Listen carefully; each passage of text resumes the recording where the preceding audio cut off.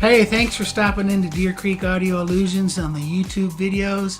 We've got Pastor Ben here again. Yes, sir. We're back for another video. We talked about some technical things in the past video, and I'm just going to ask you a couple of things here that maybe aren't so technical oriented that I think some people would really like to know.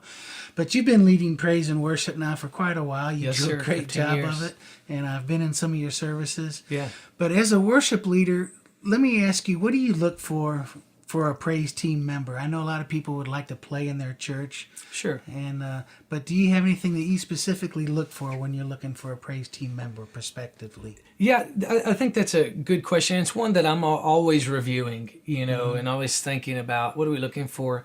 I think the first thing for me that I look for is someone that is faithful to the church and to the congregation. Because I really feel like the worship team is a part of the congregation, and they're just not up there leading or just performing, if you will. They're a part of the church, and it's important, I think, that they go along with the spiritual journey of the church and what God's doing in that body. So I'm looking for somebody that's faithful, first of all, that I know is going to be there, that I can count on. In fact, that's the very first thing that I look for. I don't want them showing up just when they play or just when it's their time to be up front. But I want them to be part of the community, part of the group, so that they know the heart of the leadership, they know the heart of the people. I think one of the things I think that I would go on and say is love for the congregation, that they have a loving attitude, not only for the team so that we can work together, because you know how important it is that you're together as a team. I love playing with Brother Chris when we get together because we know one another and we love one another, and I think it's important that that the members, that they love the congregation, and a lot of times it's the young people that are part of the team, and that's just kind of the way it is these days. A lot of times it's the younger people that are part of the team. But I would say, love on your congregation. Make the connections with the young and old people or wherever you're at. I look for that. I look for unity, people that can play new, that are easygoing, flexible, that I can say, hey, let's try a different riff here, or let's try something a little different, or, whoever's leading the song. And we're all like, hey, that's cool. Absolutely. Whatever you say. Flexibility as far as that goes. And then I would say a prayer life, somebody that I know that day to day are worshiping on their instrument. It's just, they're not coming to church and performing, but the instrument is part of their worship to God. Well, I know you believe in technical skills because I just actually read something on Facebook where you referenced some skills. Yes, sir. But I want our viewers to note that you haven't even touched on technical skills here, and you covered a couple of 3 items here about the love and the faithfulness and everything here. That really those things come first here. Yeah, absolutely. I would say again that's the heart. My most, I guess, or my biggest desire is for the heart of the team member, because I know this, that if their heart is in the right place, then they'll be willing to grow. Growth is also something I think I look for, somebody that's willing to develop their skills, regardless of where they're at. If they can develop, we can use them, even if it takes a while for them before they're, up front. But if they're willing to grow, but then the technical skills are certainly a part. I did post that, something I think from the Bethel School of Worship. It said that excellence in music is about being able to follow the leading of the Holy Spirit, that your repertoire, if you will, is wider. You could say it's akin to knowing one song or knowing 10 songs. Right. If I know 10 songs, I'm going to be able to minister in a different fashion than if I just know one. So if my skills are at a certain level, playing the guitar or the keyboard or drums or whatever, maybe, they just contained in this much space. But the more I broaden my skills, the more I'm able to minister in a different way, more unique way. Mm-hmm. That's very interesting.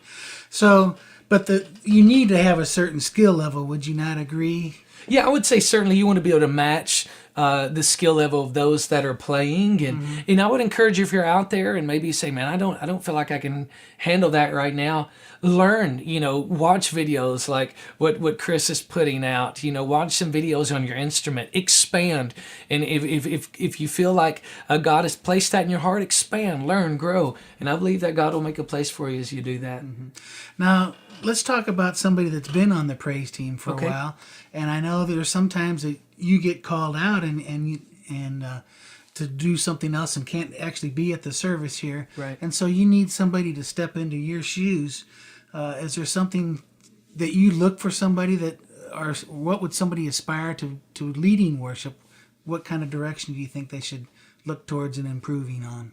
I like that. I think for me, and for some of you watching, your different churches, it's set up differently. But for us, I'm really looking for somebody that has a love for the congregation. And so there's a connection there. And then I'm looking for somebody, obviously that can voice kind of what they're looking for in a song and can, lead the team in those regards.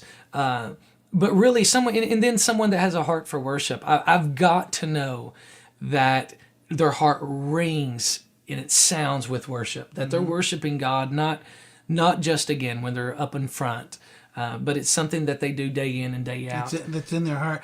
Well, I'm going to cut to the chase on this one. All right. So I'm going to guess that you want to look at their lifestyle too outside Yes, of their sir. church, that's going to be important as well. Yes, sir. And I tell our team, whoever you are outside of the stage or off the stage, it shows up. And there's nothing you can do about it. That's just the way we are with people. It shows. And so, we really encourage our team, to daily spend time in the Word and prayer, and really daily spend time with your instrument, worshiping the Lord. What time, as a praise team, say your service starts at 10 o'clock or whatever time, what time does praise and worship really start for you guys on that day? I would go back to saying I really feel like it's a lifestyle. I really feel like it's something in you. And I've met people that the music is in them. The music is the lifestyle. But I'm going to say that I'm not just looking for somebody whose lifestyle is music, but I'm looking for someone whose lifestyle is worship. And there is a difference. And so I would say that who you are on stage shouldn't be any different than who you are on I've stage. got an interesting question here for you, All right. too. Now, you're a great keyboard player. In fact, Thank your you. chops kind of blow me away here. I play guitar. I'm a keyboard owner, as I like to say. Do you think you can lead worship from an instrument other than keyboards or not being a singer? Is that possible? Man, that's a good question. I've been in situations where I've seen the drummer actually lead. In fact, I have a friend that leads from the drums sometimes, leads the singing. I like the guitar and the piano specifically for leading because you can kind of shape where the song is going. Right. You can kind of pull it down or lift it up, specifically when you're on the guitar and on the keyboard, dynamically and expressively.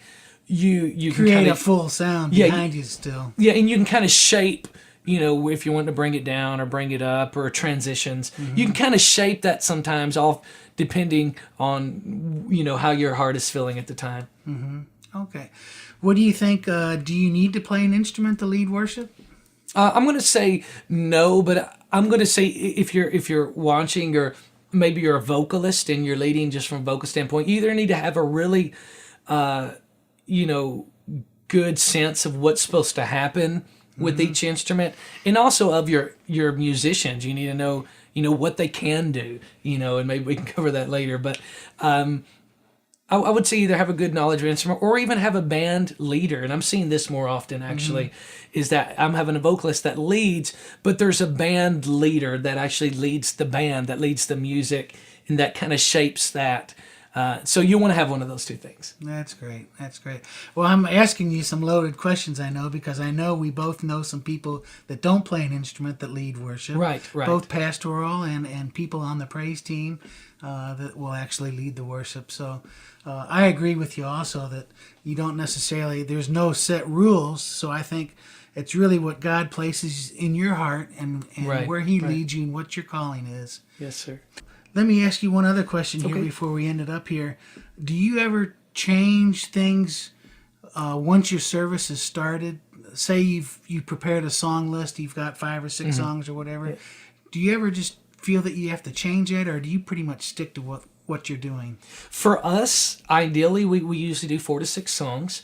And when I enter into my prayer time, and just saying, all right, God, just checking my heart. What are you saying for this service, or what direction are you wanting us to go? Normally, I'll feel some pretty specific direction on songs that I feel like we're supposed to sing, and maybe what God's doing in the congregation, or maybe our pastors will say, I want you to sing this song today, and so I'll kind of shape that and put that into the set list.